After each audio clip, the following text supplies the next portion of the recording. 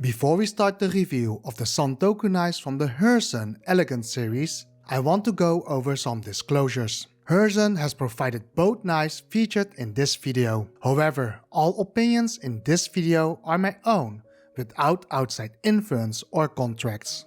Now that we have covered the disclosures, let's first explore the aesthetic differences between the knives. The handle on both knives are made from G10, which is a durable material made from fiberglass and epoxy. It will not shrink or expand due to humidity or temperature. Both knives have a textured surface for a more secure and comfortable grip when wet. The powdered steel version comes with a unique design and a mosaic pin, which results in a handle that is higher in production cost compared to the ivory white-colored VG10 Santoku. Besides the handle, the difference is in the hammered look of the Chinese VG10 version compared to the grooves on the powdered version. They both have a different cladding line and Damascus pattern. The hammered pattern is only effective when food reaches the hammered sides, whereas the powdered version is directly effective since the grooves are placed lower. This will result in a less vacuum effect with certain types of food, helping with food release.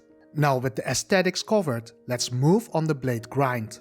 Despite them both having the same shape, there are a few noticeable differences if you inspect them side by side. When we measure the spine, the powdered version has a thickness of 2.0mm at the heel, and the Chinese VG10 version comes with a thickness of 2.5mm. The powdered version has a thickness of 1.9mm in the middle, and the Chinese VG10 version comes with a thickness of 2.3mm in the middle. When inspecting the choil, you can see the difference in thickness. This will result in a smoother cutting performance for the powdered version. The 14Cr14MoVNb, also known as Chinese SG2 or R2, stands out. Compared to the Chinese VG10, it delivers a noticeably sharper and longer lasting edge. Despite a higher Rockwell rating, its durability feels on par or slightly better. I find the 14Cr14MoVNb easier to sharpen and capable of achieving a sharper edge, especially on a ceramic whetstone. Since both blade shapes are similar and I already have talked about the differences, I will cover the noticeable finishing on them. Hezhen does an excellent job in rounding the spine and choil of both versions. Hezhen added an extra curve at the choil, which surprisingly is very comfortable from when you push your finger into the choil. Besides that, the heel is rounded to prevent accidental cuts. The added K-tip on the Santoku styled knives makes it easier for precise cuts. In terms of the blade profile, I found them both slightly more on the rounded belly profile.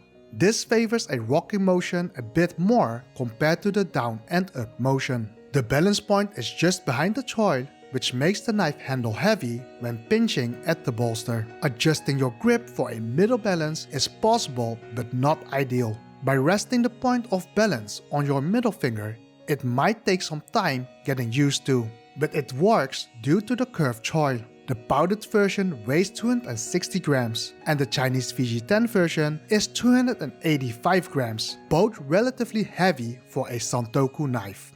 The handle shape is identical, but the biggest surprise is that the handle contours sit nicely in your hand. If you pinch at the bolster, you get the most comfortable grip. Adjusting your grip to make the knife middle balance will be less beneficial. That being said, the handle will be comfortable for those with medium to large hand sizes. For those with a small hand size, the handle might be a tad too big. Here are some key takeaways from the Hezhen Elegant Series Santoku knife. Handle heavy balance point favors those who prefer rocking. Not recommended for small hands due to the handle size. The Chinese VG10 version is beginners friendly but basic. The powdered version excels with premium materials and a thinner blade grind for smoother cutting and longer lasting sharpness. If budget is not of your concern, I recommend the powdered version. Both knives are on the heavy side for a Santoku styled knife. So if you want something lighter,